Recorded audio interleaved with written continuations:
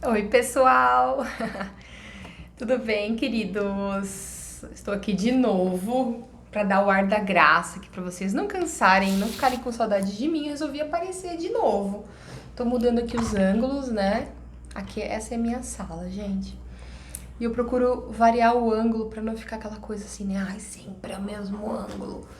Então, assim, espero que vocês não se importem com a pequena bagunça. Aqui fica o meu material de escola, quem não sabe, eu dou aula de inglês também. Aqui é minha bicicleta, que eu comprei e espero fazer com mais afinco, as much as possible. E hoje nós vamos continuar aqui a nossa leitura do nosso livro Centelha Divina com a Maya Andrade. Hoje é o capítulo 16 e 17. Eu vou fazer dois em um, porque é bem curtinho. No capítulo 16, ela vai falar sobre a sabedoria e sobre como é importante a gente encontrar e saber ouvir e estar atento para os sinais da sabedoria que a vida vai trazer pra gente, né? Que Deus vai trazer pra gente, que a nossa centelha vai trazer pra gente. A sabedoria, o que significa sabedoria? Você saber observar o que acontece ao seu entorno sem ter aquele julgamento, né? Aquele julgamento egóico que a gente fala, né? Que é do ego. Então, alguém bateu o carro. Ai, que burro, bateu o carro. Primeira coisa que a gente pensa, né? Ai, que desgraça, bateu o carro. Aquela ação-reação, né? Então, quando você tem sabedoria, você consegue discernir aquilo que está acontecendo ao seu redor, sem colocar o ego na frente. É você ter discernimento, você ter sabedoria. Então, quando acontece alguma situação ruim, você deve pensar o seguinte: o que será que eu posso aprender com isso? Como eu posso crescer nessa situação? Porque a vida, gente, é uma escola. Independente da sua religião, Buda, protestante, evangélico, católico, espírita, acredito que todas as religiões têm essa máxima, né? De que aqui é uma escola, a gente está aqui para se desenvolver, para chegar ao mais próximo da perfeição, né? A perfeição é o ideal, né? Fugir do ego, fugir da ilusão maia, né? Não sei qual que é se é hindu que fala que a ilusão é chamada maia, posso estar errada. Mas a gente tem que estar aberto para aprender. O que a gente pode aprender através do erro? Né? Muitas vezes a gente aprende através do erro. Por que o nenezinho anda, cai e ele não desiste? Bebezinho que tá aprendendo a andar, já viram? Bebezinho de 1 ano, 11 meses, 1 ano e 2, ele engatinha, começa a andar, aí ele começa a andar, antes dele andar ele cai várias vezes. E por que ele não desiste? Porque ele não tem ainda o preconceito, ele ainda não tem o medo desenvolvido, ele ainda não tem os traumas que nós adultos temos, né? Então, ele persiste. E é isso que nós deveríamos fazer, sempre com a sabedoria, né? Não é para persistir de forma teimosa. Por exemplo, você tá vivendo um relacionamento tóxico, que o cara te bate e você vai persistir? Não, você tem que ter, aí que você tem que desenvolver o seu autoconhecimento, desenvolver em si a sabedoria para ter discernimento, para saber aqui é o meu limite, daqui eu não passo. Daqui você continua sozinho, entendeu? E isso com tudo. Na alimentação, você tem um equilíbrio. Eu tô aqui tomando chá, gente. Não sou exemplo pra ninguém, tá? Não me sigam. Mas eu tento ter equilíbrio. Fui me pesar esses dias, quase caí pra trás. Adianta chorar? Fui fazer o exame admissional, a mulher me botou numa máquina, não queria subir naquela máquina. E eu tava em jejum. Acho que tinha tomado só um copo de café. E, pô, tá pesando quase 100 quilos. A pessoa nem comeu. Tô malhando igual uma louca. Teve semanas que eu malhei 7 dias por semana, gente. Tô malhando, ficando com a perna dura, tudo duro. Fui me pesar, tô com 80 quilos, 80 e poucos, 81. Quer dizer, eu tenho que ter mais sabedoria nas minhas atitudes. Tô comendo, tem que comer menos. Menos ainda. É ter mais noção. Entendeu? Ai, tá se fazendo de coitada. Não, gente, eu tô dando um exemplo. A pessoa que bebe, eu tô bebendo muito. Tenha bom senso, tá bebendo 10 latinhas, começa a beber 5. Começa a beber 7, depois diminui para 5, vai diminuindo. Entendeu? Eu tô precisando ir numa nutricionista, tô precisando dar continuidade com a terapia. Entendeu? Ninguém precisa bater aqui na minha porta e falar o que eu preciso fazer. Eu não sou mais criança. Isso se chama sabedoria. Então, a mulher me pesou lá, tô com 80 quilos. O que eu posso aprender com isso? Como que eu posso melhorar? Tô comendo fruta? Tô comendo pouca fruta, então tô comendo mais fruta, tô bebendo mais água. Diminuir o carboidrato, entendeu? É ter parcimônia, né? É ter o famoso bom senso. Nas relações de trabalho é a mesma coisa.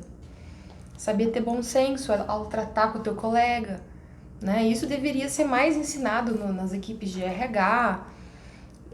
É tudo muito novo, né, gente? Essa questão de saúde mental dentro do trabalho são coisas novas.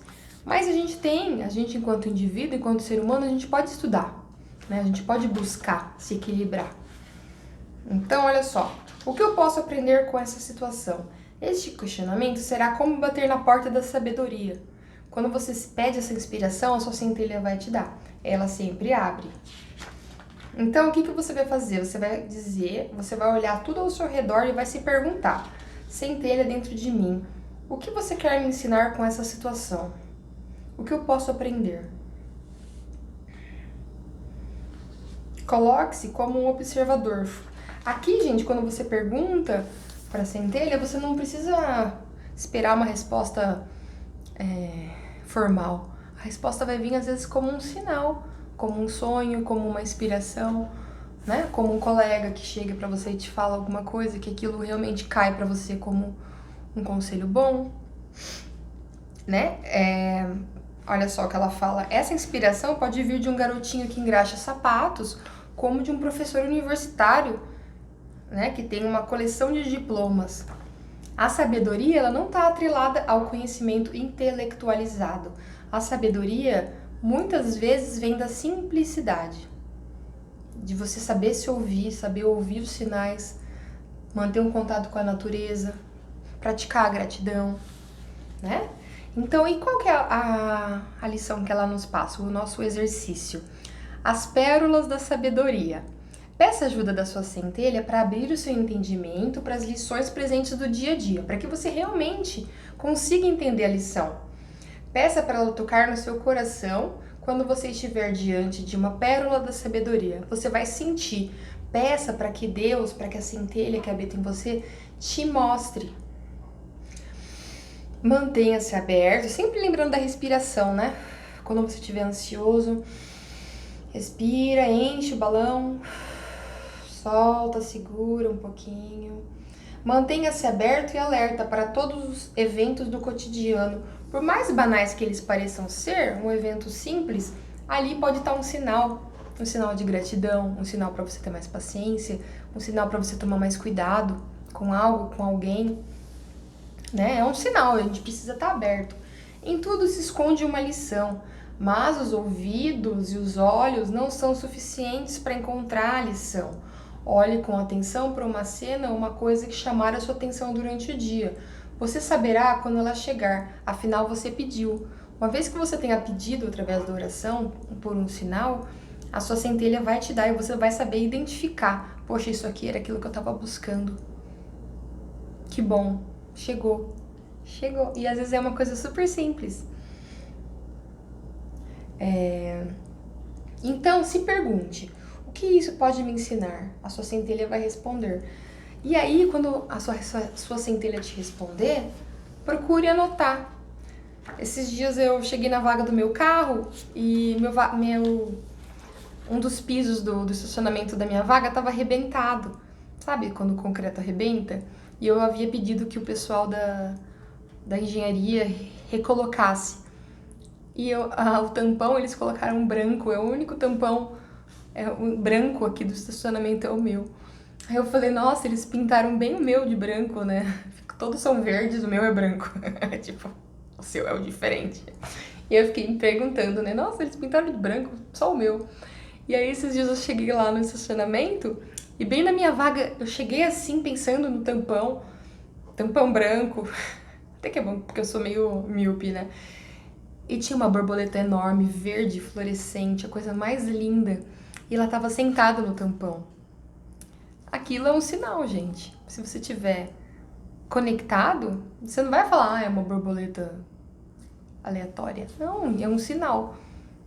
Entendeu? Então, a vida às vezes parece um quebra-cabeça, né? Que as peças estão todas misturadas e difíceis de desemaranhar, né? Fio desencapado para tudo quanto é lado. Mas quando você confia no processo, as coisas começam a fazer sentido, né? Vocês sabem que pode se tornar repetitivo para alguns, mas eu tava nesse processo de Ho'oponopono, de pedir para Deus, de fazer trabalho voluntário. E eu tava nessa vibe de oração e tal. O dia que a moça do RH me ligou, eu falei pra ela. Ela chama Pamela, né? Eu falei, nossa, Pamela, eu tava rezando tanto pra você aparecer logo me oferecendo a vaga de emprego. Sabia que Deus iria ouvir minha oração. E ela deu risada, assim, ela ficou até um pouco desconcertada. E foi muito automático, né? Eu falei, sabe, no impulso, porque realmente naquele momento eu tava fazendo Ho'oponopono, tenho feito, e tô voltando, né, a frequentar o centro espírita, da forma que se deve, né, que eu fiquei muito tempo afastada, e tô voltando a trabalhar, assim, muito devagar, mas tô voltando a frequentar, a tomar atenção na minha vibração, e automaticamente as coisas positivas, elas vêm, porque você tá emanando algo bom também virá. Então, gente, os sinais, eles são dados a todo momento. Mas se você estiver no modo avião, sabe o celular, modo avião? Se você estiver no modo zumbi, no modo avião, não vai dar certo. A pessoa pode estar na tua frente, falando algo pra você. Se você não estiver aberto, simplesmente você não vai ouvir e não vai querer nem ouvir. Quantas vezes eu fui essa pessoa que não queria ouvir, que não quis aprender? Quantas cabeçadas eu já dei na vida? Nossa, eu não vou ficar aqui falando mal de mim, mas eu já dei várias. E outra coisa que nos move, muitas vezes, é o medo. O medo nos paralisa. Aqui ela conta uma história que quando ela era criança, ela morava no Rio Amazonas.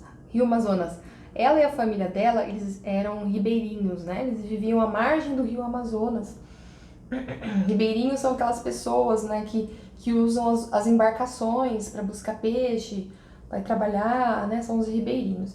E todos eles moravam juntos na família da Mai. A mãe, o pai, os avós. E a avó da Mai, ela tinha um boneco de palha. E ela apelidou esse boneco de palha de Seu Libório. E ela falava assim pra molecada, não vai ali no trapiche, no final do trapiche, acho que provavelmente porque era perigoso, né? Porque algum pescador estaria lá utilizando o trapiche. E ela usava o Seu Libório pra, entre aspas, botar medo nas crianças. E ela dizia que ela tinha muito medo desse espantalho, porque ela era criança, ela e os irmãos eram pequenos. E eles falavam, nossa, não vamos lá, porque lá tá o Seu Libório. E durante muito tempo foi assim. Só que hoje em dia, depois que ela ficou, imagino que, sei lá, uns 8 anos de idade, 10 anos de idade, que ela foi tomando mais consciência, ela percebeu que aquilo lá, a avó dela fazia para evitar que em certos momentos as crianças fossem até a beira do rio. Pode ser por N motivos, porque alguém estaria usando o trapiche, porque algum pescador estaria lá para não fazer bagunça, para não espantar os peixes, enfim, eu não sei. Qual que é a lição, gente? Que o medo é sempre proveniente do desconhecimento, da ignorância, né? Para vencer o medo, a gente precisa do quê? Da informação, o conhecimento, né? Tem uma outra história que ela nos conta que ela tinha muito medo de avião e que apesar dela ter morado muito tempo fora, ela tinha muito medo de avião. E numa dessas viagens que ela ficou com muito medo, o marido dela começou a explicar para ela como que funcionava as engrenagens, o motor, a turbina, como que funcionava tudo no avião. Ele falava, tá vendo esse barulho? Esse barulho é por causa da hélice que tá rodando assim, e tem uma peça assim, é uma peça muito forte, agora vai fazer tal outro barulho. Então presta atenção, esse barulho é desse motor, esse é da hélice, esse é a pá, esse é o freio, não sei o quê. E ele começou a explicar tudo, que tudo era computadorizado, que o processo era muito seguro. E a partir dessa explicação, ela foi perdendo o medo que ela havia de muito tempo, esse medo. Mesmo tendo morado 2 anos nos Estados Unidos, ela tinha medo. E eu confesso que eu também, durante muito tempo, eu tive muito medo. Até de turbulências, já peguei umas turbulências bem difíceis no Chile. Eu, bem novinha, com 20 e poucos anos, fui morar sozinha na Austrália, né, gente? Eu era aquela menina que tinha medo de escuro. Eu não dormia, eu tinha pavor de escuro. Eu sentia como se alguém fosse me atacar, sabe? E era um sentimento que me aprisionava muito. Eu tinha muito medo, eu tinha medo de muitas coisas.